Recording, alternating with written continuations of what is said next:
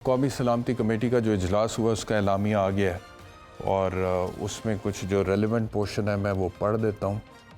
और उस इजलास में ये फ़ैसला किया गया है कि जी मैं बताता हूँ आपको। इजलास ने आदा किया है कि मुल्क में तशद्दुद और शर पसंदी किसी सूरत बर्दाश्त ना करते हुए ज़ीरो टॉलरेंस की पॉलिसी अपनाई जाएगी।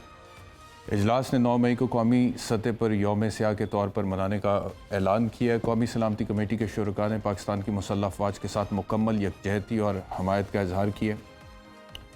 शुरका ने ज़ाती मफादात और सियासी फ़ायदे के हसूल के लिए जलाओ घिराव और फ़ौजी तनसीबात पर हमलों को सख्त तरीन अल्फाज में मज़म्मत की है और ये कि आइन के मुताबिक मुतल्लका कवानीन बशमूल पाकिस्तान आर्मी एक्ट और ऑफिशियल सीक्रेट एक्ट के तहत ट्रायल के ज़रिए शरपसंदों, मनसूबा साज़ों, इश्तियाल पर उकसाने वालों और उनकी सहूलतकारों के ख़िलाफ़ मुकदमात दर्ज करके इंसाफ के कटहरे में लाने के फ़ैसले की भी तायीद की। और भी ये रेलिवेंट पोर्शन मैंने आपके सामने पढ़ दी। एक तो इसके ऊपर आज डिस्कशन करेंगे कि अब आगे लीगली मामलात किस तरह से प्रोसीड करेंगे। दूसरा, एक और आज पार्लियामेंट ने बड़ा ज़बरदस्त काम किया जी। उन्होंने एक तौहीन पार्लियामेंट का बिल पास कर दिया नेशनल असम्बली में और इसके तहत 6 माह तक कैद हो सकती है। अगर कोई शख्स पार्लियामेंट की तौहीन करता है तो उसको 6 माह तक कैद हो सकती है, 10 लाख तक जुर्माना हो सकता है। और इसका जो सेक्शन 8 है वो बात कर रहा है power to award punishment. A contempt committee shall have the power to award any of the punishments under this act by majority decision। और फिर वो पनिशमेंट का जिक्र भी हो रहा है और ये कि ये सारा मामला जो है उन्होंने वो शेड्यूल में इसका जिक्र किया। अब सबसे पहले इससे शुरू करते हैं, उसके बाद उधर आते हैं आर्मी एक्ट 1952 पे। मैंने दुनिया के किसी महज़ब मुल्क में, किसी भी डेमोक्रेसी में जहाँ पे जमहूरियत है, पार्लियामेंट क्या है? पार्लियामेंट बेसिकली पार्लियामेंट वही होता है ना कि अवाम के मुंतखब करदा नुमाइंदों का ऐवान।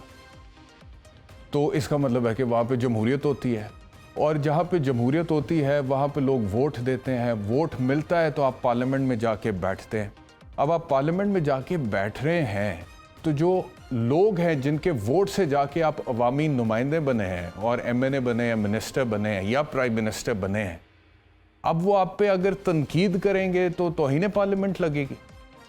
मतलब कि दुनिया के किसी सिविलाइज्ड कंट्री में, किसी डेमोक्रेसी में ये पार्लियामेंट की तौहीन के हवाले से मैंने कोई कानून नहीं देखा। अगर कोई है तो मुझे बताया जाए, या तो फिर ये बता दें कि ये इस वक्त जो PDM की 13 जमातें बैठी हुई हैं पार्लियामेंट के अंदर जिनको हेड कर रहे हैं मियां शहबाज साहब बतौर prime minister, this is some sort of a dictatorship में भी इनके जहन में। लेकिन ये है नहीं ना सर, बिकॉज एक किताब है आइन की पाकिस्तान में और उसके अंदर जिक्र है मजलिस शूरा का, पार्लियामेंट का और डेमोक्रेसी का और लोगों का जो इलेक्टोरेट है जो आपको मैंडेट देते हैं। और उसके बाद आप जाके कहते हैं, अब मिसाल के तौर पे आप पे, अच्छा इन्होंने अजीब तरीके से उसको कंटेम्प्ट को डिफाइन किया है, वो भी मेरी समझ में नहीं आया कि ये क्या कहना क्या चाह रहे हैं।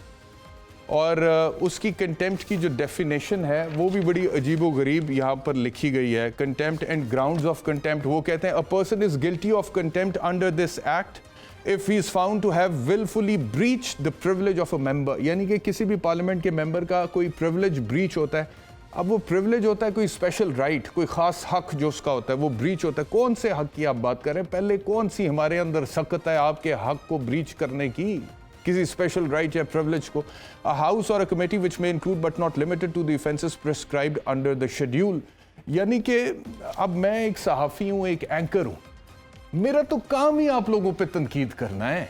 अगर आप परफॉर्म नहीं करेंगे, वोट की ताकत के साथ आप पार्लियामेंट में जाके बैठते हैं, आप वादे करते हैं, उसके बाद गवर्नमेंट आपके पास आती है और आपकी गवर्नेंस अगर दुरुस्त नहीं है, अगर मुल्क में लॉ एंड ऑर्डर की सिचुएशन बनी हुई है, अगर इकॉनमी जो है वो गिर रही है, अगर लोगों को उनके बुनियादी हकूक नहीं मिल रहे, अगर इंसानी हकूक का मसला है, आपकी गवर्नेंस ने तबाह बर्बाद की हुई हैं चीज़ें, अजीबो गरीब किस्म की सिचुएशन है, तो मैं तनकीद भी ना करूं। और अगर मैं तनकीद करूंगा तो आप मुझ पर तौहीन पार्लियामेंट का इतलाक करेंगे। आप कोई मुकद्दस काहे हैं? आप हमारे वोट की ताकत से गए हैं ना पार्लियामेंट में। अब आप कहते हैं तौहीन पार्लियामेंट, 6 माह की कैद, 10 लाख तक जुर्माना। And I am telling you that this law is not going to stand the test of the court. Supreme court इसको कैसे अलाउ करे? कहां पे होता है कंटेम्प्ट ऑफ द पार्लियामेंट? और मैं ये भी आपको बता दूं कि ये जो मैं अभी बात कर रहा हूं, ये एक जगह है, इससे डायरेक्टली या इनडायरेक्टली समहाउ मेरे ख्याल में जो इस हुकूमत की इंटेंशन है वो सुप्रीम कोर्ट को टारगेट करने की है, या वो चीफ जस्टिस, मौजूदा चीफ जस्टिस को पॉसिबली उनकी इंटेंशन है टारगेट करने की कि जी पहले इन्होंने कहा नहीं कि पार्लियामेंट की तौहीन हो गई है, और पार्लियामेंट की तौहीन पे 3 लोगों को तलब किया, और वो 3 लोग कौन से थे? वो 3-2 वाले 3 जज साहिबान थे। तो पार्लियामेंट की तौहीन की पहले बात करते थे, अब उसके ऊपर एक बिल बना के उसको पास किया नेशनल असेंबली के अंदर। तो अगर आप इस तरह की बातें कर, और मैं वो बंदा हूं, ये भी मैं आप लोगों को बताऊं कि जो कंटेम्प्ट ऑफ कोर्ट है, तौहीन अदालत, इसके ऊपर मेरा एक खास व्यू है। और मैंने मुख्तलिफ केसेस में, मुख्तलिफ प्रोग्राम्स में, मुख्तलिफ जगहों पे इस बात को सामने रखा है कि पूरी दुनिया में तौहीन अदालत का कानून रीडिफाइन हो चुका है, और तौहीन अदालत की सिर्फ तब होती है जब अदालत के हुक्म को माना नहीं जाता है। और बाकी जितनी भी चीज़ें हैं, मिसाल के तौर पर वो कह दिए कि जज साहब से ऊंची आवाज़ में बात कर लिया, फलाना टमकाना, वो एक डेमोक्रेसी में ये रिवाज होना चाहिए, आदम बर्दाश्त नहीं होनी चाहिए, ज़र्फ बड़े होने चाहिए। तो मैं तो कंटेम्प्ट ऑफ कोर्ट के कानून को रीडिफाइन करने के हामियों में से हूं। तो आप तौहीन पार्लियामेंट, ये आप किस किस्म की हुकूमत लेकर आ रहे हैं? ये जी वो गरीब बात है।